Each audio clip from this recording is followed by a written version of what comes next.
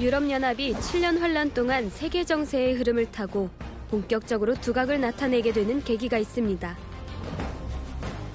이 기간에 루시퍼의 주관을 받는 악한 자들은 3차 대전을 일으킴으로 엄청난 재앙을 초래합니다.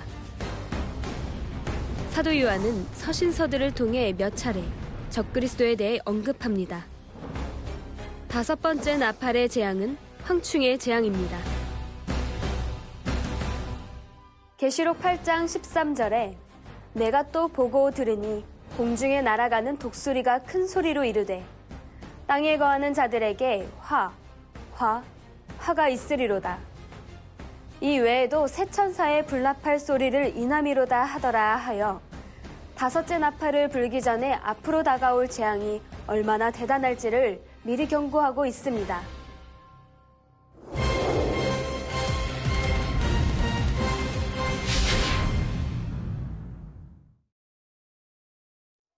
사도 요한이 본 계시록 8장 13절에 공중에 날아가며 큰 소리로 외치는 독수리는 무엇을 뜻할까요? 먼저 여기에 나오는 독수리란 영적으로 네 생물 중에 독수리 생물을 의미합니다. 이처럼 네 생물 중에 독수리가 등장하는 것은 하나님의 섭리 안에서 일어나는 일임을 나타내지요. 그런데 여기에 등장하는 독수리가 육적으로는 저공 비행을 하는 헬리콥터나 비행기를 의미합니다. 전쟁으로 인해 통신수단이 파괴된 상태에서 이와 같은 방법을 통해 위험을 알리는 것이죠. 위험이 끝난 상황이 아니라 앞으로 더 큰 위험이 닥치게 될 것을 경고방송해주고 있는 것입니다. 이렇게 해서 4번째 천사까지 나팔을 불었고 이제 5번째 나팔의 재앙입니다. 계시록 9장 1절에서 2절에 5째 천사가 나팔을 불자 하늘에서 땅에 떨어진 별 하나가 있고 그것이 무저갱을 열었다 했습니다. 여기서 땅에 떨어진 별이란 무엇일까요? 이는 악한 영들의 우두머리인 루시퍼를 의미합니다.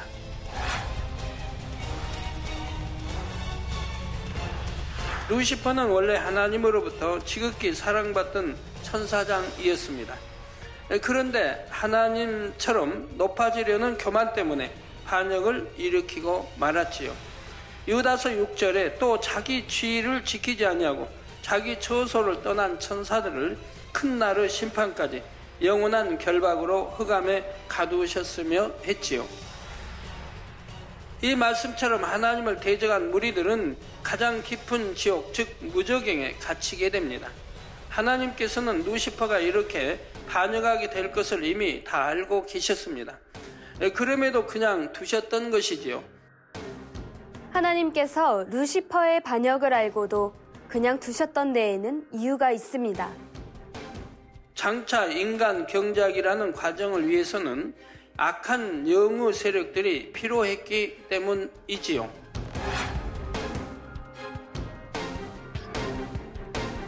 인간 경작을 위해 필요한 기간 동안은 루시퍼를 비롯하여 그들 중에 일부를 무저갱으로부터 풀어놓으셨지요. 바로 이들이 지금 공중에 권세 잡고 있는 악의 영들입니다. 에베소서 6장 12절에 우리의 씨름은 혈과 육에 대한 것이 아니요 정사와 권세와 이 어두움의 세상 주관자들과 하늘에 있는 악의 영들에게 대함이라 했지요. 악의 영들은 제2하늘 즉 공중에서 권세를 잡고 이 세상의 어둠을 주관해 갑니다. 그런데 루시퍼가 이러한 무저갱의 열쇠를 가졌고 또 무저갱을 연다 하신 말은 루시퍼가 자신이 형벌받을 장소인 무저갱을 자유롭게 드나들 수 있다는 의미일까요? 그러므로 이때 루시퍼가 무저갱의 열쇠를 가지고 연다는 것은 다만 하나님의 허락하심 안에서 잠시 동안 어둠을 주관할 권세를 가진다는 뜻입니다. 결국은 모든 것이 하나님의 능력으로 역사된다는 의미이지요. 7년 환란 동안에 즉 악한 사람들을 주관하여 전쟁과 갈등이 계속되게 만듭니다. 또 주를 믿는 사람들을 핍박하고 고문하며 죽이도록 만들지요. 루시퍼가 무적행을 열자 그 구멍에서 큰 풀무의 연기 같은 가운데로부터 이제 황충이 땅 위로 나옵니다. 황충은 메뚜기의 일종인데 풀무치라고도 합니다.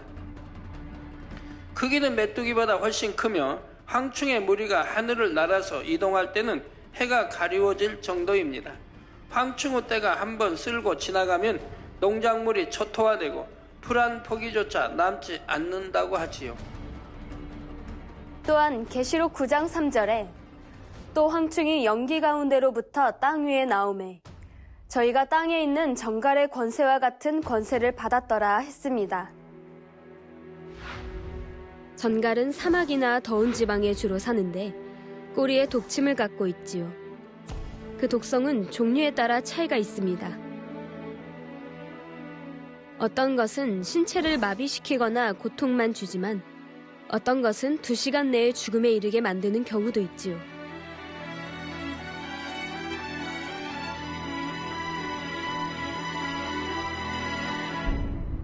본문에 나오는 황충은 풀이나 곡식을 해치는 것이 아니라 권세를 가지고 정갈처럼 사람을 해칩니다.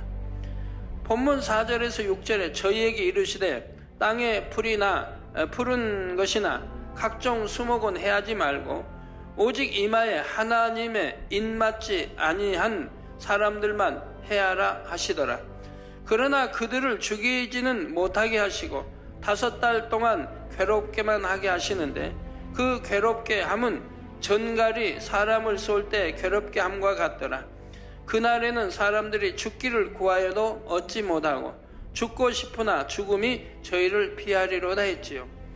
곧 독이 있는 정갈과 같은 황충이 이마에 하나님의 인맞지 않은 사람들만 해롭게 하는데 죽이지는 못하고 괴롭게만 한다는 것입니다. 하나님의 인을 맞지 못한 사람들이란 하나님을 믿는다 하였으나 이 땅에 떨어진 쭉정이 신자들을 말합니다.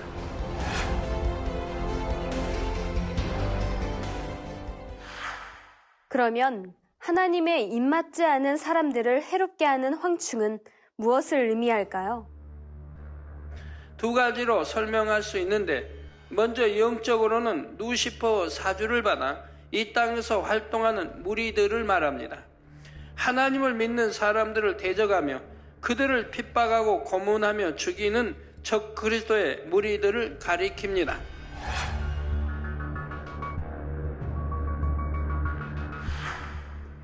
요한일서 2장 18절에 보면 아이들아 이것이 마지막 때라 적그리스도가 이르겠다 함을 너희가 들은 것과 같이 지금도 많은 적그리스도가 일어났으니 이러므로 우리가 마지막 때인 줄 아노라 했습니다. 마지막 때는 적그리스도가 나타난다는 말이지요. 그럼 적그리스도란 과연 누구일까요? 사도 요한은 서신서들을 통해 몇 차례 적그리스도에 대해 언급합니다. 먼저 요한일서 2장 22절에 거짓말하는 자가 누구뇨? 예수께서 그리스도이심을 부인하는 자가 아니뇨? 아버지와 아들을 부인하는 그가 적그리스도니 했습니다. 예수 그리스도 곧 우리 주님을 시인하지 않고 대적하는 자가 적그리스도입니다.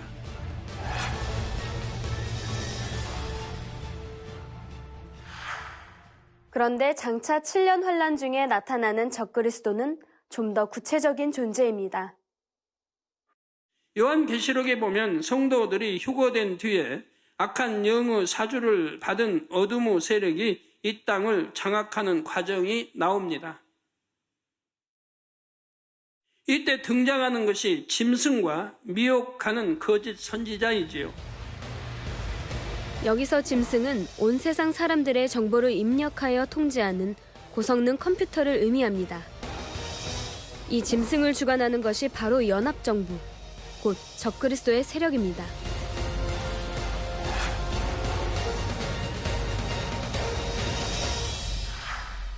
결론적으로 7년 환란 때의 적그리스도는 요한일서에서 설명하는 적그리스도보다 좁은 의미로 한정된 대상임을 기억하시기 바랍니다.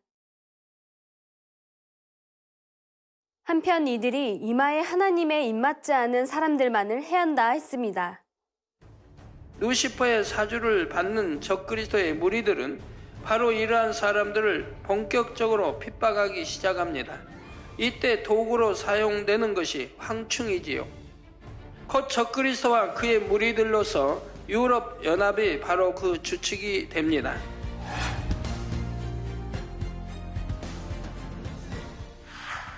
그럼 유럽연합은 어떤 식으로 세계 정세를 주도해가는 세력이 되는 것일까요? 먼저는 경제적인 힘을 무기로 하여 전 세계의 나라들을 하나하나 포섭해 갑니다. 한 나라를 무너뜨려서 점령해 나가는 것이 아니라 나라의 명칭과 자주권은 보장하면서 속국으로 만들어 가는 것이지요. 경제적으로 종속을 시킨 후에는 점차 자기들이 원하는 대로 주도해가는 속국으로 만들어 버리는 것입니다. 그래서 유럽연합은 유럽에서뿐만 아니라 전 세계의 여러 나라들을 유럽연합의 테두리 안에 묶어갑니다. 하지만 세계 여러 나라를 속국으로 만들어버리는 이 일도 결국에는 유럽연합이 붕괴되는 데에 원인을 제공하게 되는 것입니다. 어쩔 수 없이 유럽연합에 속했지만 시간이 지나면서 곳곳에서 불만이 터져나옵니다. 수많은 불이익과 착취를 당하는 것에 반발하는 것이지요. 7년 환란이 마무리될 때쯤에는 이러한 현상들이 더욱 두드러지면서 유럽연합의 붕괴를 가속해 가는 것이고요.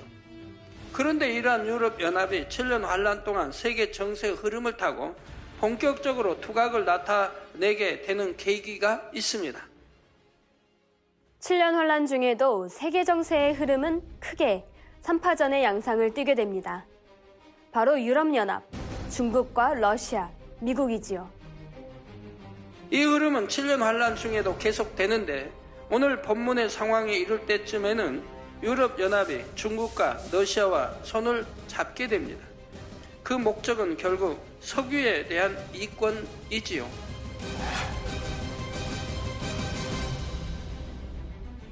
그러면서 석유에 대한 주도권을 잡기 위해 세계 열강들의 관심이 중동 지역으로 쏠리게 되지요. 그런데 이때 유럽연합은 직접 전면에 나서지 않고 중국과 러시아를 대신 앞세웁니다. 석유에 대한 이권 때문에 마침내 세계 열강들 간의 전쟁으로 주변의 나라들까지 함께 휘말리게 되고 전 세계의 3분의 1이 파괴되는 엄청난 피해가 발생하는 것입니다. 앞뒤 생각할 겨를도 없이 어떻게든 상대를 무너뜨리고자 핵폭탄과 생화학 무기까지 동원합니다. 그러다가 막상 눈앞에 펼쳐지는 엄청난 피해 상황을 보면서 양측 모두 잠시 주춤하게 되죠. 하지만 이것도 잠시뿐입니다. 비록 더 이상의 핵폭탄이나 생화학 무기는 사용하지 않더라도 새로운 형태의 전쟁이 시작되지요. 그것이 바로 계시록 9장 16절에 마병대의 수는 2만만이니 내가 그들의 수를 들었노라는 말씀과 연관이 있습니다. 유프라데스강을 중심으로, 즉 지금의 중동 지역을 중심으로 하여 양측에서 엄청난 숫자의 연합군이 모여 또 다른 전쟁을 벌이게 되는 것이지요. 이때 모인 군대의 수를 2만만이라 표현하고 있는 것입니다. 핵전쟁에 이어 또다시 벌어지는 엄청난 규모의 전쟁으로 인해 양측 모두 상상할 수 없는 피해를 보게 됩니다. 자, 이때 바로 유럽연합이 등장합니다. 물론 겉으로는 유럽연합이 마치 중국과 러시아 그리고 미국 사이를 중재하려는 것처럼 보입니다. 그러나 이것이 결과적으로는 유럽연합으로 하여금 주도권을 잡도록 하는 계기가 됩니다. 중국과 러시아 그리고 미국은 이미 너무나 많은 힘을 소모해 버렸지요. 이때 유럽연합이 중재 역할을 자처하면서 결국에는 주도권을 장악해 나가는 것입니다.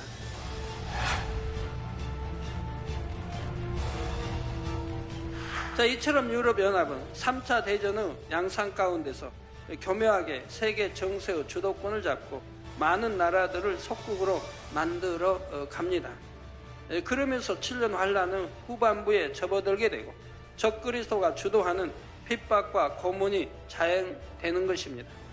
유럽연합은 하나님께서 허락하신 시간 동안, 즉 7년 환란이 끝나갈 때쯤에 결국 붕괴되기까지 적 그리스도에게 주어진 역할을 해 나갑니다.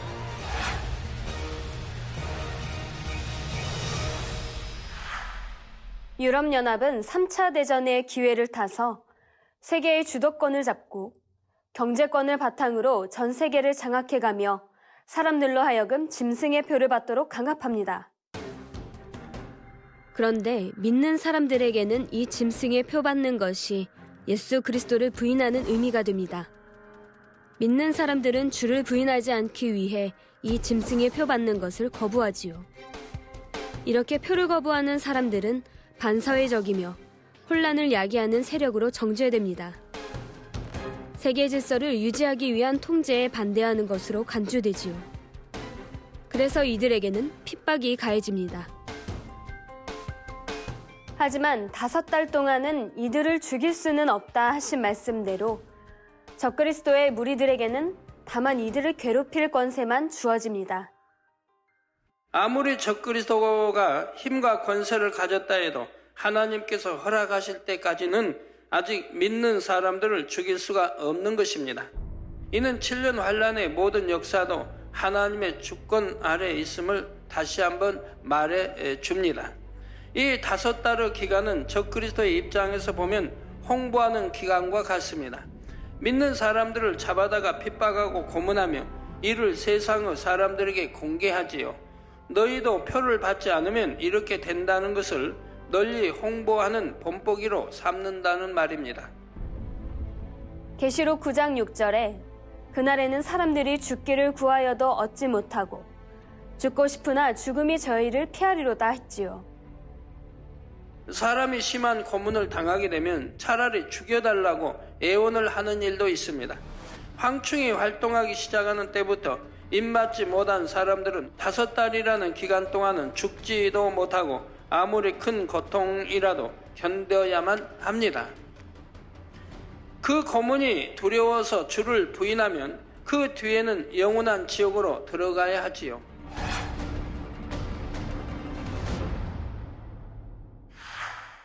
계시록 9장 7절에서 9절에 보면 황충들의 모양은 전쟁을 위하여 예비한 말들 같고 그 머리에 금 같은 면류관 비슷한 것을 썼으며 그 얼굴은 사람의 얼굴 같고 또 여자의 머리털 같은 머리털이 있고 그 이는 사자의 이 같으며 또 철 흉갑 같은 흉갑이 있고 그 날개들의 소리는 병거와 많은 말들이 전장으로 달려들어가는 소리 같다 하여 황충들의 모양이 설명됩니다.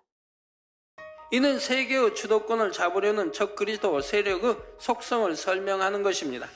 먼저 전쟁을 위하여 예비한 말들 같고 그 머리에 금 같은 면류관 비슷한 것을 썼다 했지요. 이것은 그들이 얼마나 오랫동안 전쟁을 준비해 왔는지를 나타냅니다.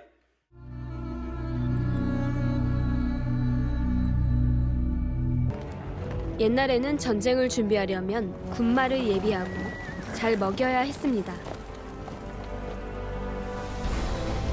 이런 것처럼 유럽연합도 수년 동안 경제력과 군사력을 키워 전쟁을 준비해 놓은 상태라는 말입니다. 금 같은 면류관 비슷한 것을 썼다는 것은 부의 상징을 나타내며 경제적으로 많은 것을 비축했다는 뜻입니다. 다음으로 그 얼굴은 사람의 얼굴 같고 또 여자의 머리털 같은 머리털이 있고 그 이는 사자의 이 같다 하여 황충의 모양에 대해 계속하여 설명해 나갑니다. 황충의 얼굴이 사람 같다는 것은 적그리스도의 세력이 육적으로 볼 때는 유럽 연합을 주도하는 사람들이기 때문입니다. 그러나 영적으로 그들을 주관하는 것은 무적행의 열쇠를 가진 루시퍼이며 사단이지요.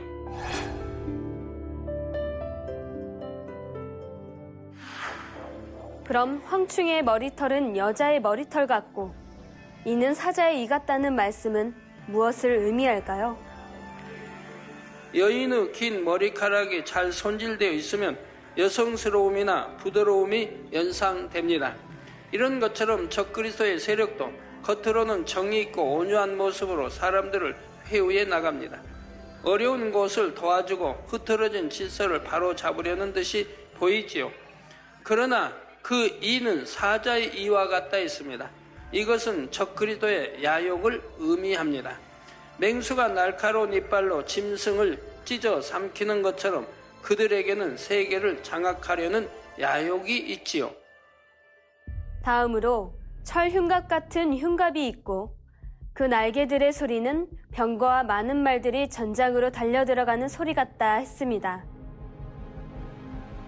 흉갑이란 상체를 보호하는 갑옷입니다. 이는 적그리스도가 군사력을 든든히 길렀다는 사실을 보충해서 설명합니다.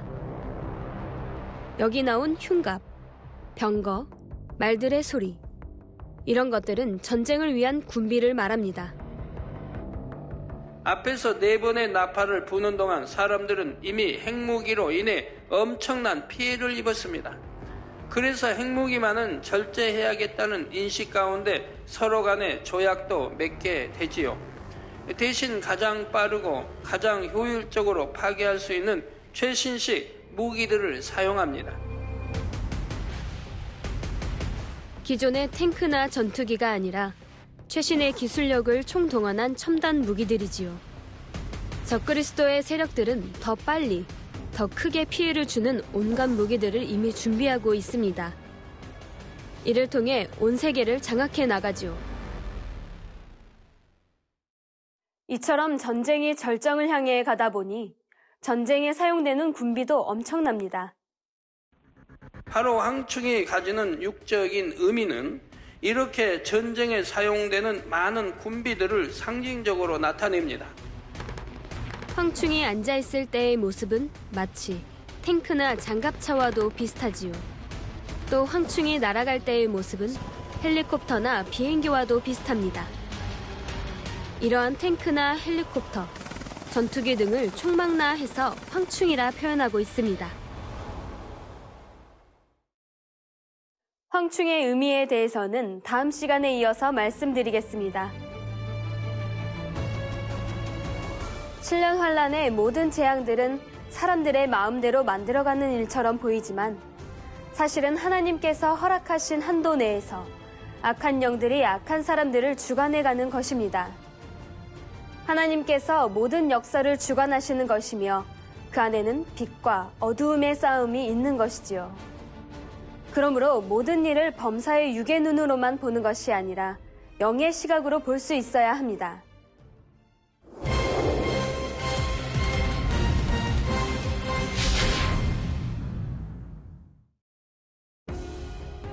여러분이 빛 가운데에 거할수록 하나님께서는 사소한 것 하나라도 간섭하십니다.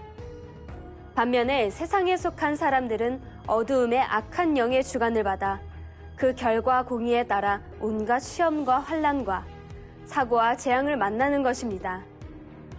시청자 여러분은 이러한 사실을 꼭 명심하시어 빛 가운데 행하셔서 아버지 하나님으로부터 자상하고 세심하게 간섭받는 여러분이 되시기 바랍니다.